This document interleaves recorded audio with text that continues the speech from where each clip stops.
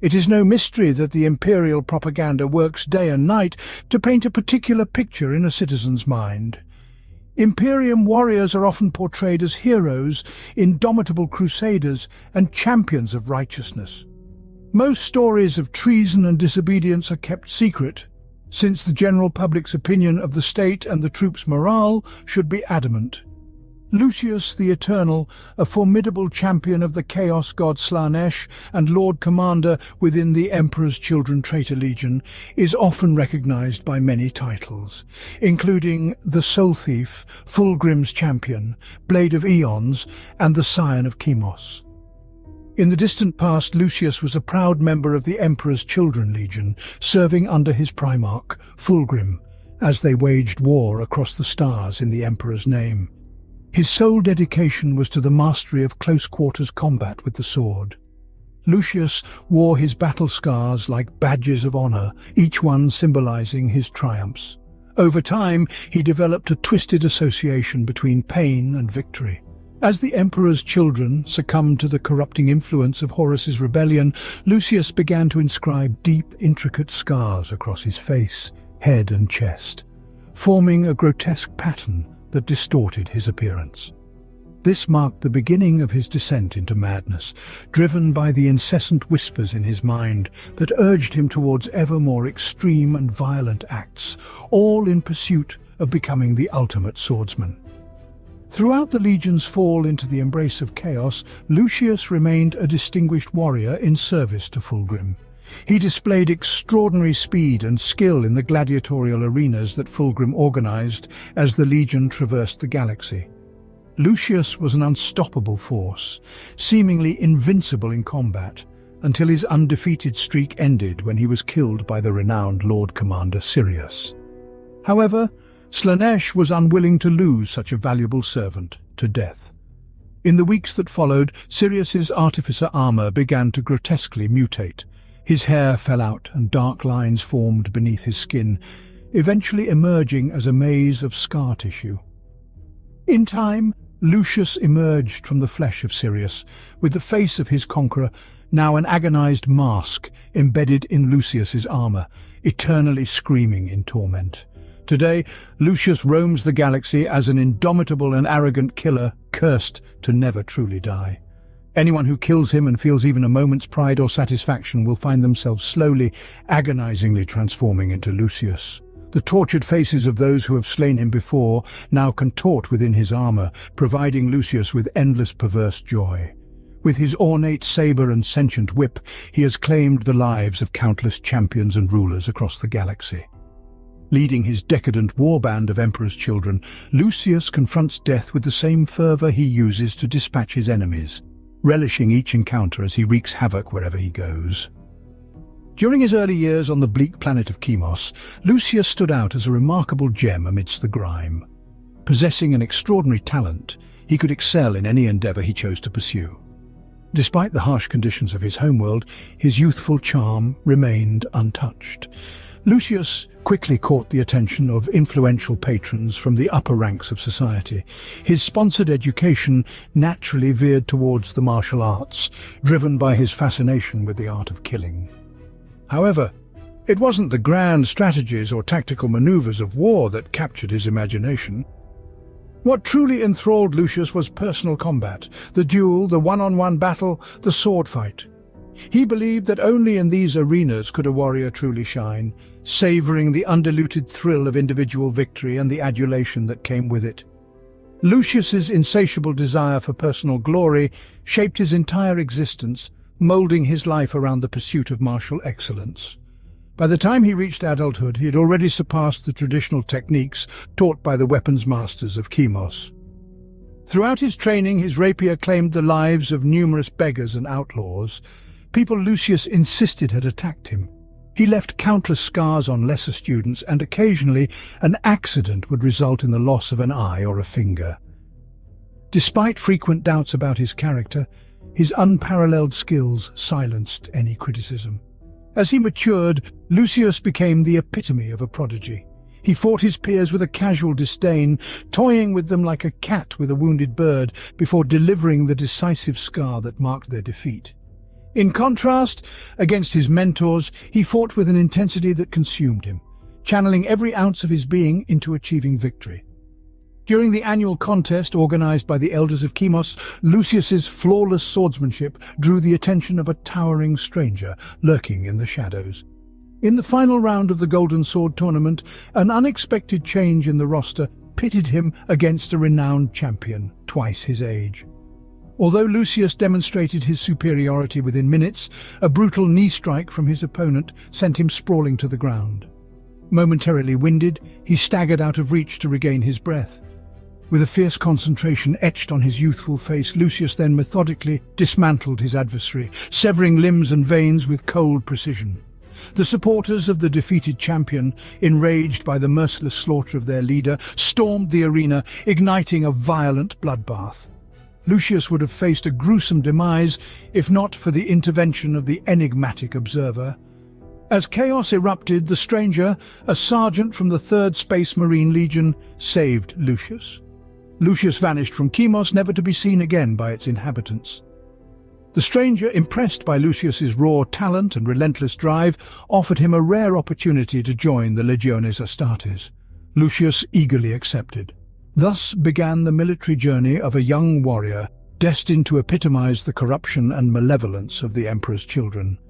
Enhanced far beyond human limits by the rigorous Space Marine induction process, Lucius's prowess with the blade grew to unparalleled levels.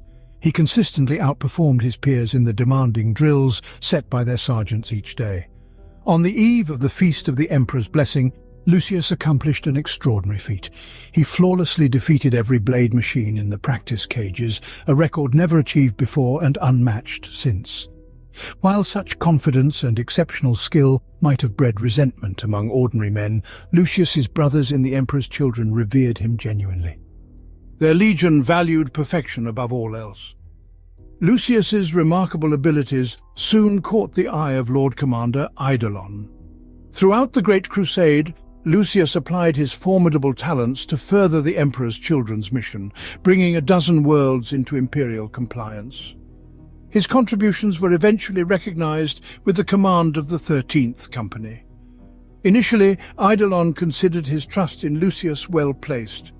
Although Lucius was undeniably arrogant and self-serving, his capabilities in a craft of warfare were never questioned. However, the purity of his soul was a different matter altogether. Upon his promotion to 13th Captain, Lucius quickly gained a reputation for his arrogant demeanor. He would charge into any battle without a second thought and emerge victorious time after time. On Hallelujah Prime, when facing the 6-armed sword golems guarding the heretic Malaquar, Lucius broke their heads using the hilt of his sword after realizing its blade was ineffective against them. During the pitch-black clashes beneath Olkite Mount, Lucius stormed out of a dispute with the Lord Commanders, only to return triumphantly after a single solar day, having hunted down and impaled each of the Xenos known as the Ragged Fiends. Lucius was a key player in the quelling of the Fausch Revolution, where his blade played a decisive role, and at Siegebreak it was his sword that severed the head of the False Dawn. Over many months, Lucius never took a step back in battle, consistently demonstrating his martial prowess. These frequent displays of skill only served to inflate his already considerable ego. Although he saved his fellow warriors countless times, he never failed to boast about his exploits, making it clear that his motivation in battle was not the Great Crusade's noble mission of uniting humanity, but his own desire to assert his superiority over the galaxy. During this period, Lucius was often teased by his comrades for his handsome appearance. Despite inflicting countless scars on others, his own skin remained untouched by enemy blades. This lack of battle scars, combined with a broken nose from a fight with Garviel Loken of the Sons of Horus Legion, led Lucius to take drastic measures. Believing no opponent worthy of marking him, he began to scar himself. He would sometimes plunge his blade into his own flesh up to a finger's depth, or carve lines into the bone beneath his closely shaved scalp. To his battle brothers, these acts seemed like bizarre but admirable displays of dedication. However, the reality was far darker. Lucius had started to associate pain with triumph. The intricate web of scars he etched into his skin grew more elaborate over time, revealing a deep-seated masochism that had taken root in his soul. When denied the opportunity to showcase his exceptional swordsmanship, Lucius's anger and spite would surface violently. The level-headed counsel of his fellow Emperor's Children captain and friend, Saul Tarvitz of the 3rd Legion's 10th Company, often helped Lucius recognize and confront his flaws. Despite making sincere efforts to temper his arrogance and spite under Tarvitz's guidance, these attempts were ultimately insufficient. Accounts of Lucius's self-inflicted disfigurement vary. Some believe it was a show of his devotion and piety to the Chaos Gods, while others think it was meant to counter the perception that he looked more like a boy than a seasoned warrior. The true catalyst was his encounter with Serena d'Angelus, a remembrancer and artist corrupted by Slanesh, who accompanied the 28th Expeditionary Fleet. Serena revealed her grotesquely scarred forearms to Lucius, explaining that each scar commemorated a victim. Understanding that his face would never again be flawless after his clash with Garviel Loken, Lucius accepted his appearance and began to scar his own face without hesitation. From then on, he added a new scar for every worthy opponent he faced. He also did this after his fateful duel with his former comrade and closest friend Saul Tarvitz during the atrocity at Istvan III. As Horus's treachery came to light, the Emperor's children started their tragic descent into corruption. Leading this downfall was their primarch, Fulgrim. Initially, the Phoenician aimed to save Horus from his own dark path, but was instead ensnared by the seductive power and influence of the War Master. Following Fulgrim's fall, the spiritual and martial leaders of the 3rd Legion were the next to succumb. Drawn by the tantalizing allure of perfection and ensnared by the traps of excess that Horus set before them, they gradually fell prey to corruption. The rot spread gradually through the ranks as the Emperor's children held their primarch and his senior commanders in the highest esteem, adhering strictly to their leadership and teachings. Horus's devious strategy began to succeed as the moral decay accelerated within the 3rd Legion, unchecked. By the time he commanded his traitor legions to betray their loyalist brothers at Istvan III, nearly every member of the Emperor's children had succumbed to the influence of Slanesh, the Dark Prince. Lucius's plunge into chaos deepened further during the Istvan III atrocity, when Horus turned on the loyalists within his own traitor legions to purge them of those still loyal to the Emperor. Initially, Lucius fought alongside the loyalist Astartes during the grueling 3-month conflict on the ravaged planet. His close friendship with Saul Tarvitz led the Legion's leadership to doubt his commitment to their betrayal of the Emperor, forcing him to align with the loyalists. However, Lucius's pride and envy soon got the better of him. As the battle wore on, he grew resentful of Tarvitz's pivotal role in their successes and the admiration he garnered from his fellow loyalist Astartes. Driven by jealousy, Lucius secretly reached out to Lord Commander Eidolon, offering to betray Tarvitz and undermine the loyalist defences in exchange for his reinstatement within the traitor legion. Eidolon agreed to his terms. To prove his loyalty to the War Master, Lucius massacred a group of 30 Astartes who were defending the loyalist positions, paving the way for the final assault by the traitor forces against their former comrades. In this treacherous act, he was aided by Captain Solomon Demeter of the 2nd Company of the Emperor's Children, another loyalist who was deceived by Lucius into attacking his own side. Realizing too late that he had been manipulated, Demeter confronted Lucius, only to be fatally wounded. As Demeter lay dying, he grasped the full extent of Lucius's betrayal, moments before Lucius killed him. Having regained his place among the traitors, Lucius then sought to settle the score with Saul Tarvitz, challenging him to a duel to prove who was the superior warrior. Although Tarvitz emerged victorious in the clash, Lucius managed to escape the battlefield. He returned to his traitor legion, having honoured his promise to dismantle the loyalist defences and betray Tarvitz. During the brutal drop-site massacre on Istvan V, a devastating campaign that almost annihilated the loyalist legions of the Iron Hands, Raven Guard, and Salamanders, Lucius eagerly participated in the merciless slaughter of his former brethren. At the vanguard of the Emperor's children, Lord Commander Eidolon and the Master Swordsman Lucius led their forces deep into the heart of the Loyalist ranks. Eidolon unleashed devastating sonic attacks, while Lucius showcased his extraordinary swordsmanship. With deadly precision, he moved through the battlefield, his Terran blade cutting a bloody swath through his foes. Lucius laughed maniacally, entranced by a melody that only he could hear, as he butchered his former comrades with an eerie grace. In the wake of the bloody and inevitable conclusion of the Istvan V massacre, the Astartes of the Third Legion remained oblivious to the inner torment of their revered leader, Fulgrim. Unbeknownst to them, Fulgrim was trapped, struggling in vain against the mental shackles that bound him. Only Lucius, perceptive and observant, sensed that something was gravely wrong with their Primarch, but he chose to stay silent. Fulgrim, now a vessel for a demon, recognized the emerging touch of the warp within Lucius and gifted him the silver demon blade. This weapon, once used by the Lair to imprison a fragment of a demon's essence, still held latent power despite being devoid of its original demonic spirit. Fulgrim himself wielded the more formidable Kinnebrach Anatheme, a weapon given to him by Horus. After a strategic meeting aboard Horus's flagship, Fulgrim and the Emperor's children were instructed by the War Master to support the civil war brewing within the Mechanicum on Mars. However, Fulgrim, becoming increasingly unpredictable, chose to ignore these orders. Instead, he directed his legion to attack Prismatica V, a crystal mining world of the Adeptus Mechanicus. Unable to cope with Fulgrim's erratic behavior, Lord Commander Eidolon, along with other senior members of the Legion, questioned this sudden change in orders. This challenge proved to be a fatal error for Eidolon. As he attempted to voice his concerns, his words inadvertently angered the paranoid Primarch even more. Convinced that Eidolon was mocking him and plotting betrayal, Fulgrim swiftly drew the anathema and struck down his once-favoured son. In a macabre display, Fulgrim held Eidolon's severed head over casks of victory wine, letting the blood mix with the potent drink.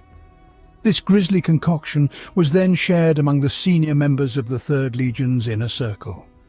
A chilling ceremony that signalled Fulgrim's deepening descent into madness and demonic influence.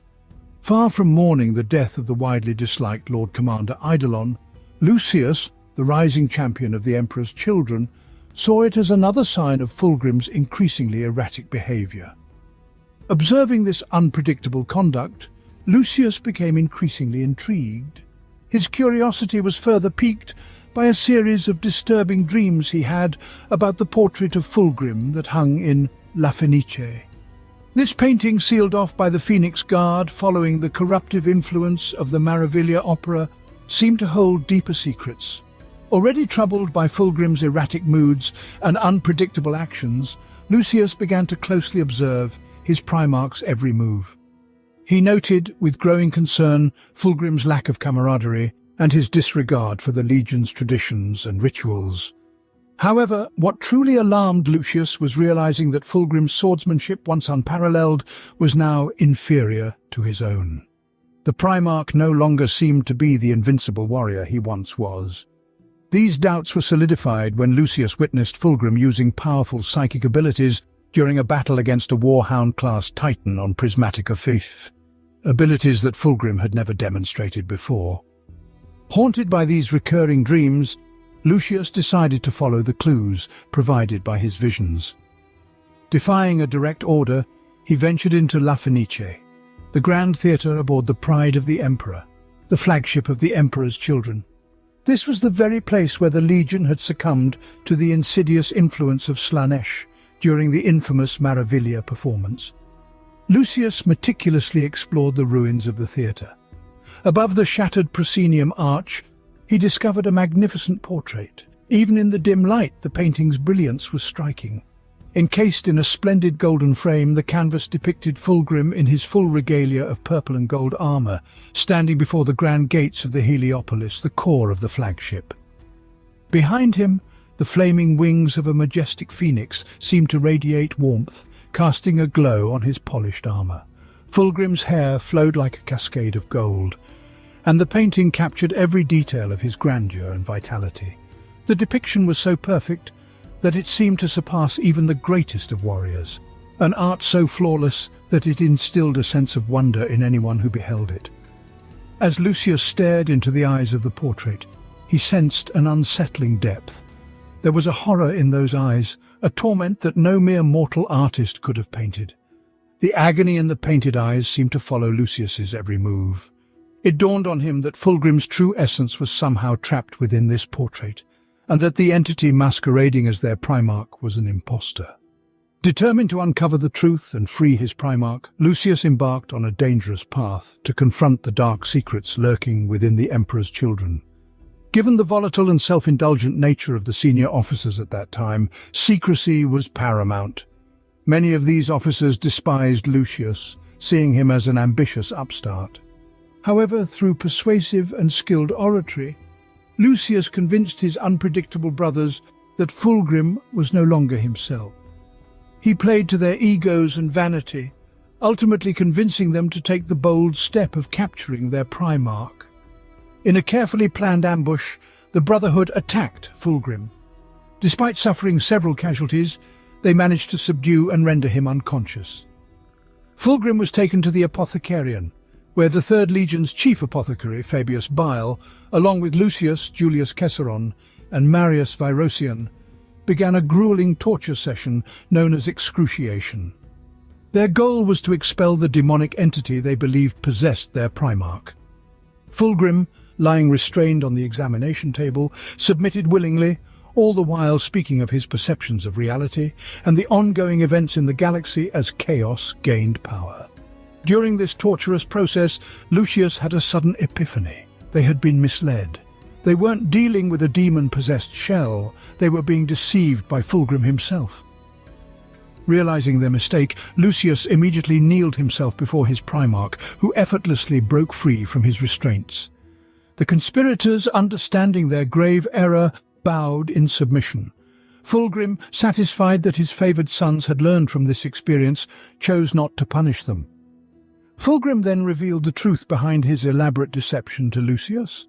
He explained that he had indeed been possessed by a demonic entity for a time, which had imprisoned his spirit within the painting at La Fenice. Refusing to accept his captivity, Fulgrim had used this period of torment to master warpcraft and the ways of demonkind. With this newly acquired knowledge, he had managed to expel the demon from his body, trapping it within the portrait instead. The dark dreams that had haunted Lucius were likely sent by the demon, attempting to manipulate him into freeing it from its confinement. Fulgrim's apparent decline in swordsmanship was a deliberate ploy to provoke Lucius into challenging him. His erratic behavior and disinterest in Legion traditions were manifestations of his evolving nature, as he pursued perfection along the path of Slaanesh. Fulgrim shared his grand vision with Lucius, expressing his desire to push the boundaries of reality and delve into realms of sensual experience beyond anyone's comprehension. His quest was not just about gaining power, but embracing the journey itself, a journey he wished to undertake with his gene sons. He explained that the assault on Prismatica 5th was intended to seize the crystal mined there by the Mechanicum. This crystal would be used to build a magnificent city of mirrors dedicated to exploring pleasure and self-enlightenment through sensation. Fulgrim's next step on this path of enlightenment through chaos was to join forces with Primarch Perturabo and his Iron Warriors Legion, continuing their quest for ultimate experience and understanding in the chaotic realm they now embraced. Lucius participated in a daring joint expedition of the Emperor's Children and Iron Warriors traitor legions into the Eye of Terror. Their mission was to retrieve the forbidden Xenos weapon known as the Angel Exterminatus. This weapon, hidden away in its tomb, was so potent that even the stars had conspired to keep it imprisoned. The fleet's destination was the lost Eldari world of Idris, a world once cherished by the goddess Lilith. Idris, one of the fabled crone worlds, was at the heart of the ancient Eldari Empire before it was engulfed by the birth of Slaanesh, creating the vast warp rift known as the Eye of Terror. Remarkably, This world remained anchored amidst the gravitational chaos of a supermassive black hole at the center of the eternal warp storm. The expedition's true objective lay within reach: the sepulchre of Isha's doom, located at the heart of the citadel of Amun-Nishak Kalis. However, Fulgrim had deceived his brother Primarch Perturabo. His real motive was not just to retrieve the angel Exterminatus, but to ascend to demonhood and become a demon prince. During the climactic battle within the sepulchre, Lucius fought fiercely against an onslaught of Eldari wraith constructs and turned against their former Iron Warriors allies. As the fight reached its zenith, Lucius also faced a small loyalist force from the Sisypheum, an Iron Hands ship that had survived the drop site massacre. This loyalist contingent had been shadowing Fulgrim, determined to thwart his sinister plans. In the midst of this chaos, Lucius encountered Nikona Sharokin, a surviving Raven Guard Astartes he had previously battled on Hydra Caudatus. There, Sharokin and another loyalist had failed in an assassination attempt on Fulgrim. Now, armed with twin black swords, Sharokin attacked with unprecedented speed. Lucius, overconfident in his skills, believed himself unbeatable, but Sharokin proved otherwise. Sharokin's blade struck Lucius's side, sending waves of unexpected agony through him.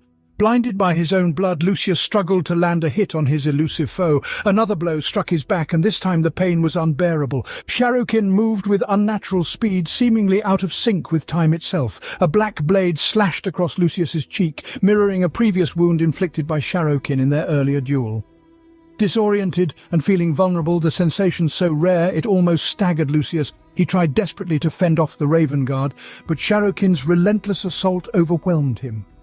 Lucius's sword slipped from his grip as Sharokin drove him to his knees. With a blade pressed to either side of his neck, Sharokin declared that killing Lucius brought him no pleasure. Lucius attempted to speak, to utter some final words, but Sharokin's swords plunged into his body, severing his heart and lungs, causing catastrophic injuries that even his enhanced physiology couldn't withstand. Lucius's life ebbed away, taking with it any chance of a final statement. Despite the seemingly fatal wounds, Lucius's story did not end there. Chief Apothecary Fabius Bile recovered Lucius's shattered body. Through arcane and mysterious means, Bile managed to resurrect the arrogant swordsman, restoring him to life and ensuring that Lucius would continue his dark journey among the Emperor's children. After the tumultuous events within the Eye of Terror, Lucius continued to excel in the dark arts of war as his legion, the Emperor's children, delved deeper into the worship of chaos. Fulgrim's gaudily painted traitor fleets roamed from world to world, unleashing unspeakable atrocities on their victims. Between these horrific invasions, the Emperor's children indulged in orgies of violence and gladiatorial contests among themselves, their thirst for bloodshed ever growing. In these brutal contests, Lucius stood out. His relentless pursuit of perfection as a swordsman gave him a speed and finesse that outmatched even other space marines. His enjoyment of both inflicting and experiencing excruciating pain resonated deeply, not only in the physical realm but also in the warp.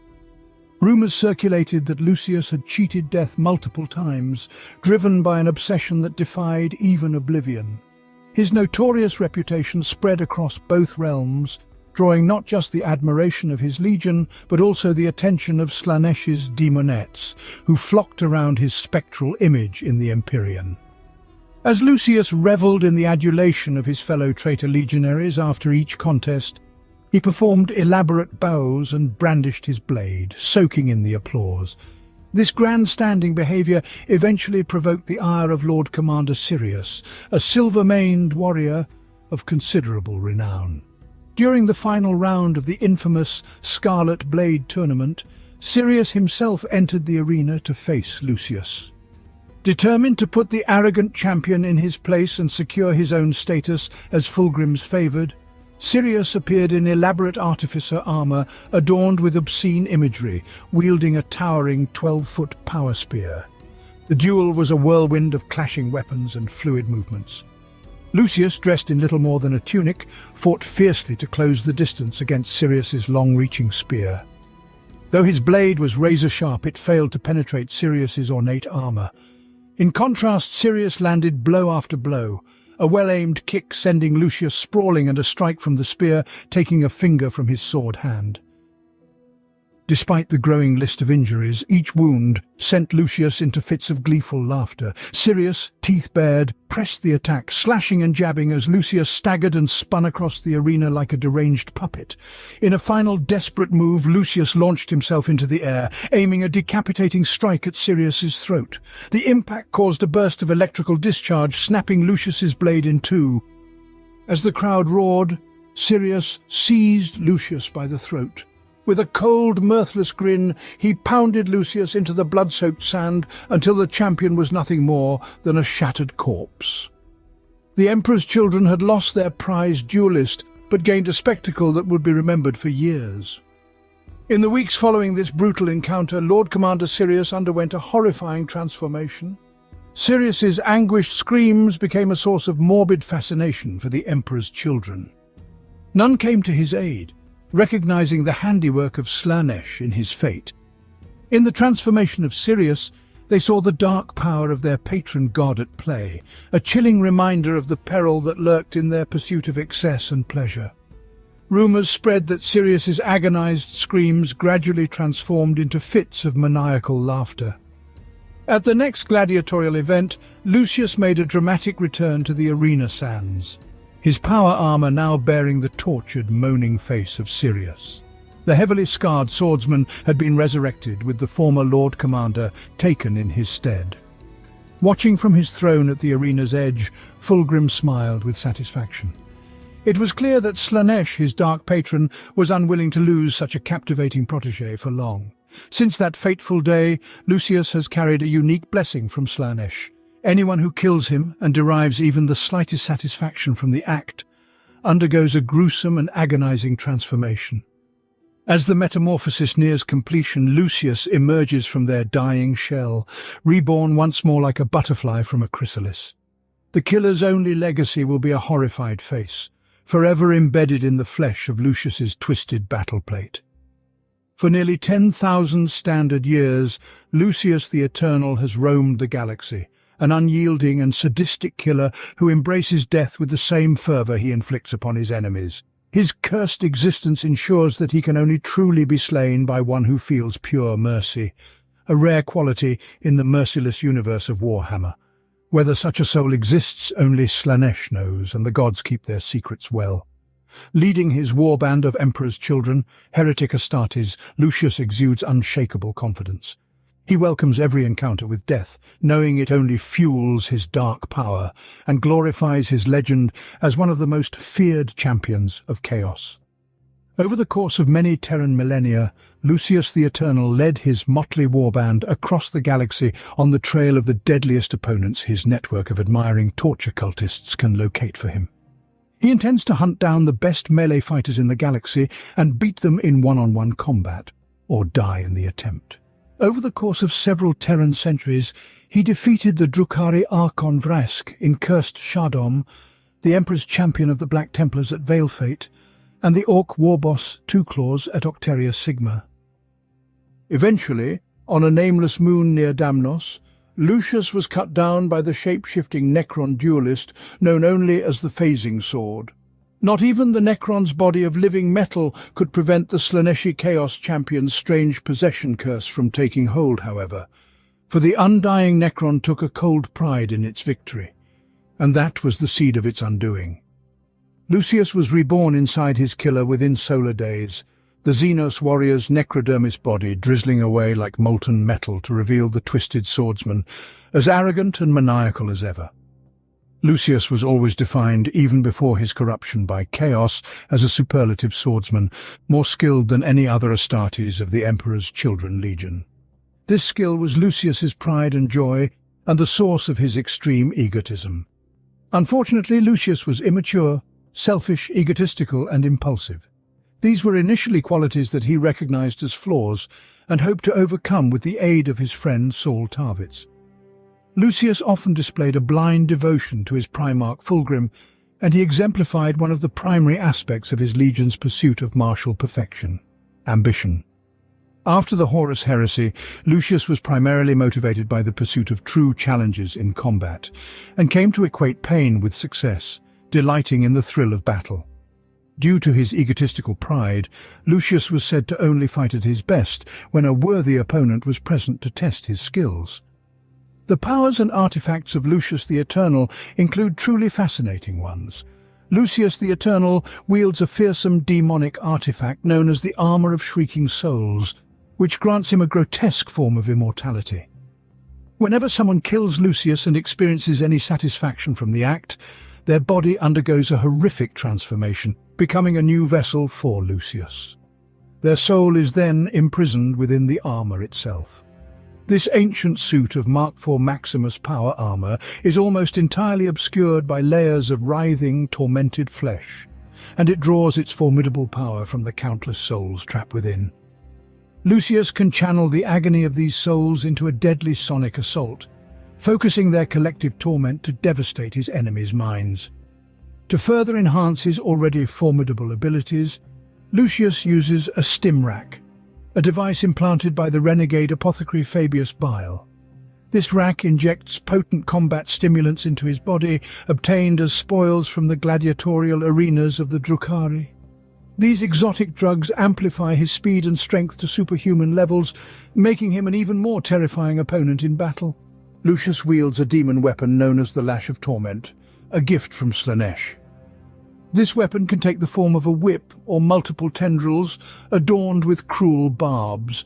It contains the essence of a demonette and is intimately connected to Lucius, sometimes merging with his hand or spine. The lash moves with a will of its own, seeking to ensnare and eviscerate any living being within its reach. It thrives on the pain and fear of its victims, projecting these emotions psychically to those nearby. Followers of Slaanesh find this excruciatingly delightful, while others often flee in terror from the overwhelming agony radiated by the weapon. Even outside of combat, the lash's ability to transmit emotions is valued during the depraved rituals of Slaanesh's servants. In his left hand, Lucius carries a relic from the Great Crusade, the Blade of the Lair. This elegantly curved, single-edged power sword was once imbued with the essence of the demon that possessed Fulgrim, the Primarch of the Emperor's Children. Although the blade lost much of its original power when the demon was freed, it remains a deadly weapon in Lucius's skilled hands, capable of cutting down any foe with ease. Bearing the mark of Slaanesh, Lucius is further empowered by his patron god. His armor of shrieking souls is adorned with this mark, and he is infused with Slaaneshi combat drugs that heighten his sensations during battle. These enhancements, coupled with his demonically enhanced strength and durability, make Lucius an almost unstoppable force. Over the millennia since his fall to chaos, Lucius has received numerous gifts from Slaanesh, including a pair of cloven hooves, adding to his formidable and twisted appearance. Through these accursed gifts and relentless pursuit of perfection, Lucius the Eternal remains one of the most fearsome champions of Slaanesh, embodying the dark allure and destructive power of chaos. Speaking of allure, it is easy to understand why such stories would hurt the general public. When it comes to the disgusting Lord of Plagues, it is simple to convince people of his evil and deadly nature. Every manifestation of Nurgle is revolting and terrifying, and a mere sight of the bubonic Astartes instills fear. Khorne is just as alien and blood-chilling to human nature. Unquenchable bloodthirst is not something that appeals or speaks to most human souls. Tzeentch is too sophisticated and mysterious in his ways. Yet Slaanesh is alluring in his very nature. Like a fisherman for souls, he places baits that easily seduce most humans to stray from the righteous path. Slaanesh wins his followers with promises of bliss, eternal pleasure, hedonistic way of life, and new, exquisite experiences. However, as with any pleasure, if taken to the extreme, it becomes all-encompassing, dissolves personality, and brings people to the path of self-destruction.